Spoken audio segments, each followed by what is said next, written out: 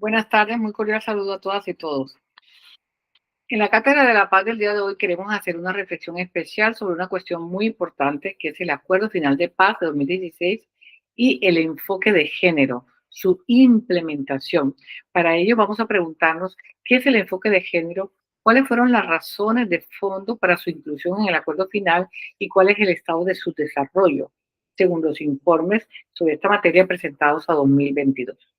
Empecemos por señalar a manera de introducción que a febrero de 2024 se habían registrado 4.851.109 mujeres en la unidad de registro único de víctimas.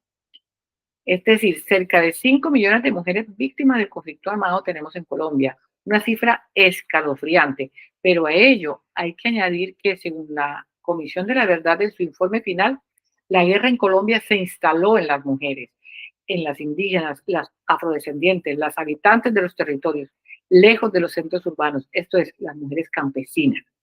Y los delitos más graves que han afectado a estas mujeres son el desplazamiento forzado y los delitos contra la libertad sexual, como el abuso sexual, el reclutamiento forzado de niñas, la esclavitud sexual, el feminicidio, la desaparición forzada. Los principales responsables de estos delitos son los paramilitares, la guerrilla de las FARC y los agentes del Estado. Y estos delitos son interrelacionados entre sí.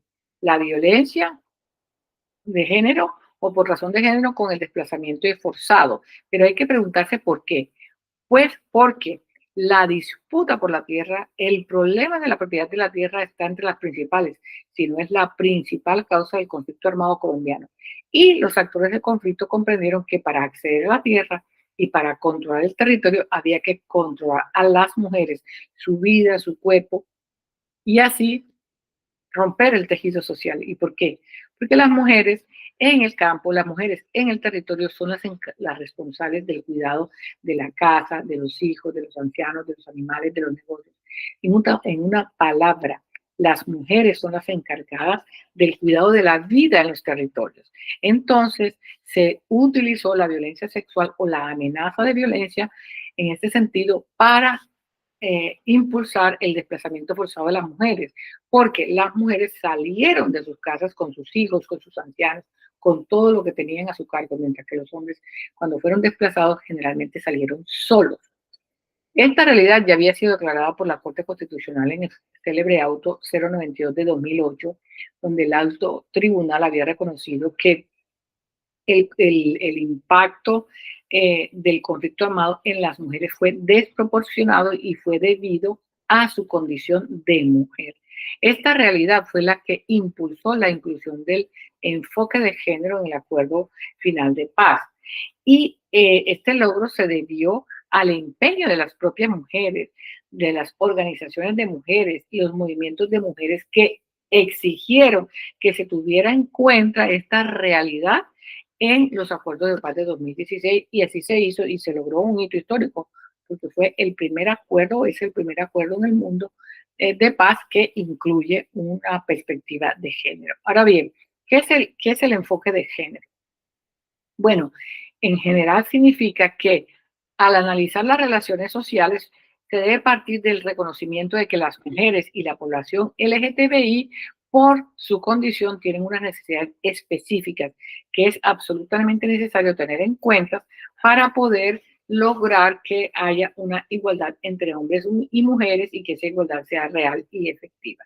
Ahora, en el conflicto colombiano hay que ir un poco más lejos para explicar esa razón del enfoque de género, porque lo que se quiere es superar esa condición de vulnerabilidad y de sumisión característica de la sociedad colombiana que se explica por el sistema patriarcal que caracteriza a la sociedad y a la cultura nuestras.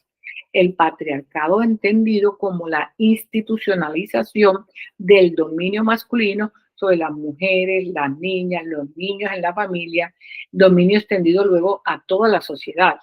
Una estructura de poder y de dominación que se agravó con el conflicto armado y es lo que explica que las mujeres hayan sufrido en esa gravedad, en esa desproporción tan considerable el conflicto armado, porque la posición vulnerable de sumisión de la mujer campesina en el contexto de conflicto hizo que es decir, favoreció que se cometieran esos delitos en esa dimensión que ya es masiva, sistemática. Estamos viendo 5 millones de mujeres desplazadas de sus territorios y también en ese desplazamiento unido a esos delitos de violencia sexual que ya hemos mencionado. Entonces las mujeres se empeñaron y lograron que se incorporara el enfoque de género en el acuerdo y eso se hizo como un principio transversal a los acuerdos, lo que implicó que el Estado se obligó a garantizar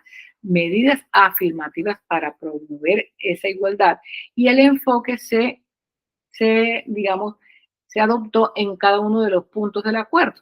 Ahora, ¿cómo hacemos para saber qué ha pasado con esa adopción de ese enfoque en cada uno de los puntos del acuerdo?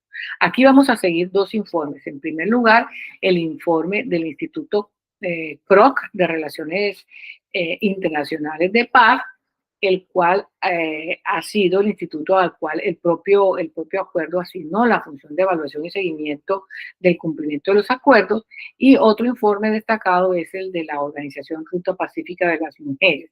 Los dos informes concluyen que hay un rezago muy preocupante de la implementación del enfoque de género en los acuerdos de paz. Pero veamos solo aquí lo más destacado. Punto por punto. Entonces, en cuanto a la reforma rural integral que se esperaba con el enfoque de género, pues que hubiera un acceso prioritario de las mujeres campesinas a la tierra. ¿Y qué ha sucedido? Que desde que se inició la implementación al 2022 se entregaron y formalizadas 464.000 hectáreas. De ellas, 109.627 hectáreas fueron entregadas a las mujeres. Es decir, solo un 23% de tierras fueron recibidas por mujeres. Luego, el punto de la participación política. ¿Qué se perseguía? Pues que se promoviera la participación política y el liderazgo de la mujer en la política. Y aquí lo que se registra como avance más importante es la llegada al Congreso de las 16 curules para las víctimas. Pero resulta que, aunque su conformación se hizo con listas paritarias, no se tuvo en cuenta el enfoque de género y solamente 3 mujeres fueron elegidas en estas curules de víctimas. En la reincorporación política también se menciona que solamente 2 mujeres están entre los 5 senadores del Partido Comunes que tuvieron escaños garantizados para esa colectividad en el acuerdo de paz. Y en la Cámara de Representantes no hay mujeres del Partido Comunes. En el tercer punto, que se refiere al fin del conflicto, el enfoque de género se relaciona con la inserción de la mujer en programas de reincorporación social y económica. Y aquí los datos lo que muestran es que el 35% de las mujeres en proceso de reincorporación están dedicadas solo a las labores de cuidado y en menor medida a proyectos independientes un 15% y a proyectos productivos un 12.4%. Y finalmente tenemos un 49% de mujeres que no reciben ninguna remuneración por estas actividades.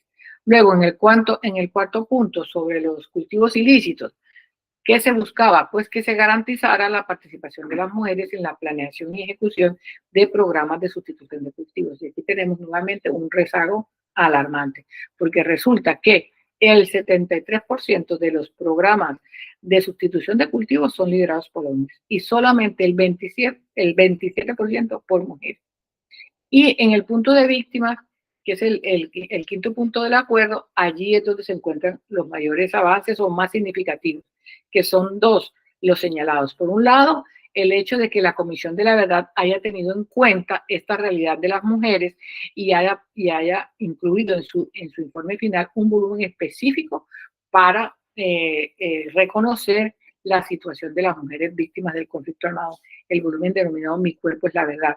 Allí se resalta por el informe que se incluyera que se incluyeran los testimonios de mujeres y de población LGTBI y que se hiciera un análisis muy amplio sobre las violencias ejercidas contra esta población en el conflicto armado. Y también se destaca en cómo avance el hecho de que la Jurisdicción Especial de Paz haya abierto el macrocaso 11, que investiga la violencia basada en género, incluyendo la violencia sexual y reproductiva y crímenes cometidos por prejuicios. Es decir, que el enfoque de género en materia de víctimas y del acceso de las víctimas a la justicia y a la verdad, en este sentido, tiene un avance muy significativo.